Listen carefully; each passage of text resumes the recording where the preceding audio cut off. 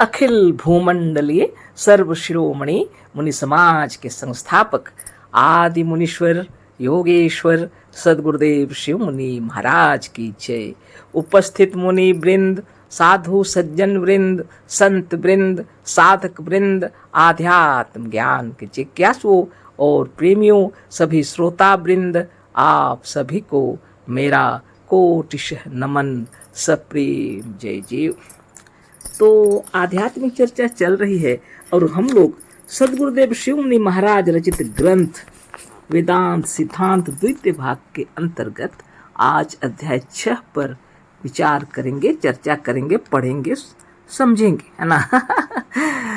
शीर्षक दिए हैं सदगुरुदेव शिव मुनि महाराज वेदांतियों का विचित्र कार्य, है ना। और हम लोग आज उस पर पढ़ते हैं। जिसको यह ज्ञान हो जाता है कि सब ईश्वर ही करते हैं, उससे ईश्वर अधिक काम लेते हैं। अब लीजिए, बहुत बड़ी बात हो गई। जिसको यह ज्ञान हो जाता है कि सब ईश्वर ही करते हैं, उससे ईश्वर अधिक काम लेते हैं, गुरुदेव कह रहे हैं। और उस मनुष्य का काम अधिक उज्जवल, सुंदर और संसारोपकारी होता है। तो ईश्वर जब उससे अधिक काम लेते हैं और उस मनुष्य का जो काम होता है वो अत्यंत उज्जवल, सुंदर और संसारोपकारी होता है ना। बहुत बड़ी बात है। जिसको यह ज्ञान हो जाता है कि सब ईश्वर ही करते हैं, उससे ईश्वर अधिक काम लेते हैं और उस मनुष्य का काम अधिक उज्जवल, सुंदर और संसारोपकारी होता है। मतलब यह सत्य वचन है ना, गुरुदेव के कोटि कोटि नमन। उनके अनुभव की बातें हैं, है ना। और संसार क्षेत्र में भी हम लोग देख रहे हैं, है ना, जो वेदांती लोग कार्य करते हैं और जो सचमुच में ईश्वर को जानते हैं, और सब ईश्वर ही करते हैं जैसा उनको मालूम हो जाता है ना। तो वह कार्य अधिक करने लगते हैं और दूसरों के नज़र में तो लगता है ऐसा कि सब ईश्वर ही करा रहे हैं। लेकिन देखिए, संसार के उपकार के लिए वेदांती लोग खड़े हो जाते हैं, है ना। उनका उज्जवल चरित्र भी होता है और संसार के उपकार के लिए वो बहुत परिश्रमी होते हैं, है ना। इसी को गुरुदेव बता रहे हैं। उसका दिया हुआ उपदेश ईश्वर का उपदेश होता है। उसके संगति से शांति और सुख का सागर उमड़ पड़ता है। उसके पास प्रेम का प्रवाह और ज्ञान का प्रकाश हर समय चमकता रहता है। उसके कथन में नवीन जीवन और नवीन जोश उत्पन्न करने की शक्ति होती है। तो आप वेदांतियों को कैसे पहचानिएगा, आप देख लीजिए, है ना। जिनका काम उज्जवल हो, उज्जवल किसको कहते हैं? जिसमें कोई अंधेरा ना हो, जिसमें असत्य ना हो, जो सच्चाई से युक्त हो और संसार के उपकार के लिए हो, है ना। और उसका दिया हुआ उपदेश, है ना, ईश्वर का उपदेश होता है। उसका दिया हुआ उपदेश ईश्वर का उपदेश होता है ना। उसके संगति से शांति और सुख का सागर उमड़ पड़ता है। ऐसे महात्माओं के संग अगर कभी प्राप्त हुए, है ना, आपको बैठने उठने का, अगर उनके सामने बैठने उठने का, बातचीत करने का अगर आपको ऐसा संयोग प्राप्त हो जाए तो आप महसूस करेंगे स्वयं, है ना, कि वो सचमुच में सुख के सागर हैं, है ना। उसके पास प्रेम का प्रवाह और ज्ञान का प्रकाश हर समय चमकता रहता है। ऐसे महात्माओं के हृदय का प्रेम भी बाहर प्रवाहित होने लगता है और ज्ञान का प्रकाश तो हमेशा चमकता रहता है। उसके कथन में नवीन जीवन और नवीन जोश उत्पन्न करने की शक्ति होती है ना। वो जो बोलते हैं जिससे लोगों के हृदय में नवीन जोश उत्पन्न हो जाता है, उनके अंदर में ऐसी शक्ति उत्पन्न होती है जो वो उत्पन्न कराना चाहते हैं, है ना। उसके कथन में नवीन जीवन और नवीन जोश उत्पन्न करने की शक्ति होती है। धन्य धन्य सदगुरुदेव शिव मुनि महाराज की जय। और जितने वेदांतियों के कार्य हैं वो निश्चित रूप से विचित्र होते हैं, है ना। आगे हम लोग पढ़ते हैं। यही कारण है कि कई एक प्राचीन ऋषियों ने अपने उपदेश को ईश्वर का उपदेश कहा है।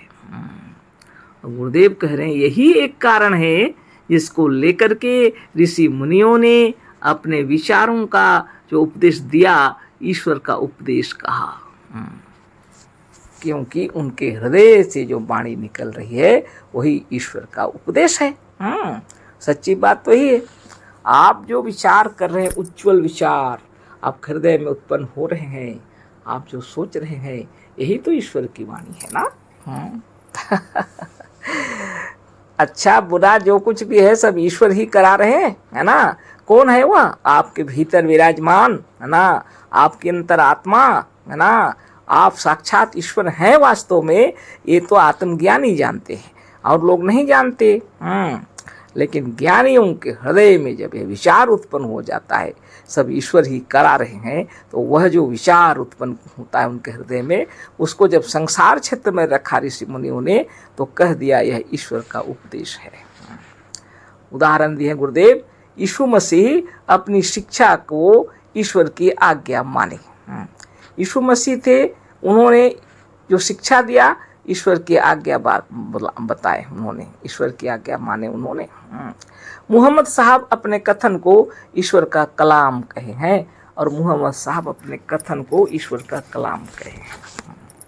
सदगुरुदेव शिवमुनि महाराज की जय। निर्मल हृदय से सदगुरुदेव बतला रहे हैं, है ना। पक्षपात से रहित होकर इन सबको भी ऋषि मुनि की श्रेणी में रखा उन्होंने। यीशु मसीह मुहम्मद साहब सबको ऋषि मुनियों की श्रेणी में रखे हैं।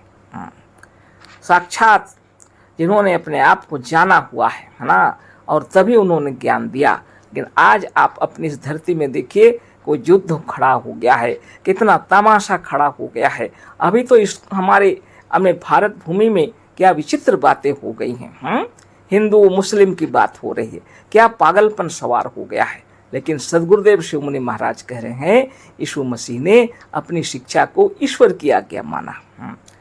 जो अभी क्रिश्चियन धर्म में यीशु मसीह को सर्वश्रेष्ठ जानते हैं, सर्वश्रेष्ठ मानते हैं, वो लोग ईश्वर की आज्ञा कह करके कार्य करते हैं। और मुहम्मद साहब अपने कथन को ईश्वर का कलाम कहे हैं। इन्होंने ईश्वर का कलाम बताया और अच्छी अच्छी बातें बताए, लेकिन पता नहीं कहाँ से इनके अंदर में ये भूसा भरा हुआ है, कुछ भी ज्ञान नहीं है ना। इतना 5 वक्त का नमाज पढ़ करके इन्होंने ब्रह्म का साक्षात्कार नहीं किया। और काफिर कहते हैं सबको, और वो स्वयं ही काफिर हैं, है ना। गुरुदेव की महिमा से हम लोग को यह ज्ञान हो गया कि निश्चिंत होकर के, है ना, सारी दुनिया के अंदर में खड़े होकर के आप देखिए, जो आत्मज्ञानी होते हैं उसके कार्य कैसे होते हैं, उसका जीवन कैसा होता है। वो संसार के उपकार के लिए कार्य करते हैं। उनका जीवन में जो कुछ कार्य करते हैं अधिक उज्जवल, सुंदर और संसारोपकारी होता है। ये लोग कार्य तो अच्छे ही किए थे, लेकिन उनके अनुयायी लोग बिगाड़ दिए हैं। अभी भी क्रिश्चियन लोग के कोई दोष नहीं, लेकिन मुसलमान लोग तो बाप रे, खुद को क्या समझते हैं और दूसरे को क्या समझते हैं। इतनी पवित्र शक्ति आत्मा को उन्होंने बर्बाद कर दिया।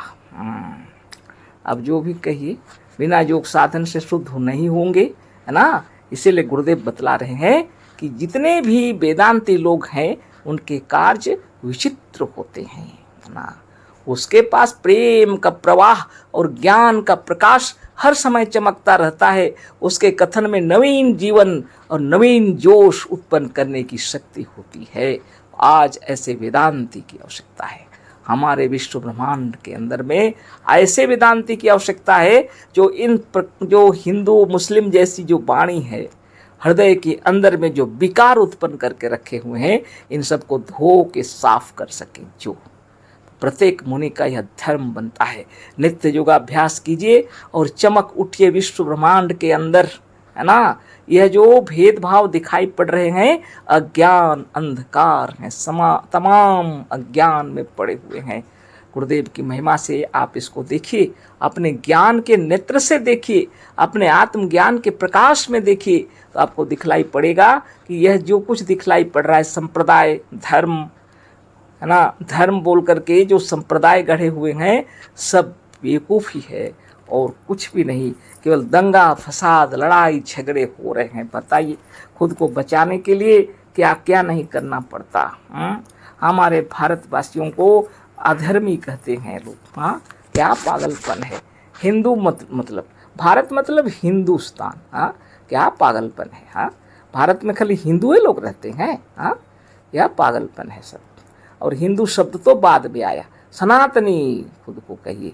जो सनातनी है कहने का मतलब अखिल विश्व ब्रह्मांड के अंदर जितने भी जीव जंतु हैं, पशु पक्षी कीट पतंग सभी कुछ है ना, इन सभी के अंदर में जो शक्ति है, परम शक्ति, उसके अनुसार जो चलते हैं उसको सनातनी कहते हैं। और उससे अलग जो कार्य करते हैं वहाँ से हिंदू मुस्लिम सिख ईसाई सब बन गया। क्योंकि उन्होंने अपने आत्मा को नहीं जाना और आत्मा की इच्छा के विरुद्ध में उन्होंने एक खड़ा कर दिया ईश्वर, और लगे दंगा फसाद झगड़े, है ना। और वहीं से सब शुरू हुआ है और इसको अच्छा से जान लिया जाए, है ना। गुरुदेव की कृपा से जितने ऋषि मुनि कहे हैं गुरुदेव, है ना, चाहे वह यीशु मसीह हो, चाहे वह मोहम्मद साहब हो, चाहे वह और कोई भी हो, केवल हमारे ऋषि मुनियों को हम लोग जानते हैं, लेकिन ये सभी भी ऋषि मुनि हैं। अगर इनके कार्य में उज्ज्वलता हो, जो संसार के उपकार के लिए हो, तो निश्चित रूप से ऋषि मुनि हैं। आगे पढ़ते हैं। इसी से उपरोक्त महात्मा गण अपने समय के मनुष्यों के योग्यतानुसार उनमें नवीन जीवन तथा अद्भुत शक्ति डाल गए। इसको जानने के लिए यहाँ से पढ़ना पड़ेगा ना क्योंकि बीच में रुक जाता है ना। यही कारण है कि कई प्राचीन ऋषियों ने अपने उपदेश को ईश्वर का उपदेश कहा है। यीशु मसीह अपनी शिक्षा को ईश्वर की ज्ञान माने हैं। मोहम्मद साहब अपने कथन को ईश्वर का कलाम कहे हैं। इसी से उपरोक्त महात्मा गण अपने समय के मनुष्यों को योग्यतानुसार उनमें नवीन जीवन तथा अद्भुत शक्ति डाल गए। क्योंकि उस समय के मनुष्यों के योग्यतानुसार उनके लिए वही उपदेश योग्य था जो उन महात्माओं ने दिया। जैसे जिसने अभी कुछ नहीं पढ़ा है उनके लिए पहली पुस्तक का पढ़ना ही उपयुक्त है ना। आज आप अच्छा से समझ लीजिए, है ना। वह जो ज्ञान दे करके गए हैं वो बचपन में बच्चों को जैसे पहली किताब पढ़ाई जाती है, क्योंकि अभी वो पढ़ने नहीं सीखे हैं, इसलिए उनको अक्षर ज्ञान दिया गया, है ना। और उसी तरह का वह ज्ञान है।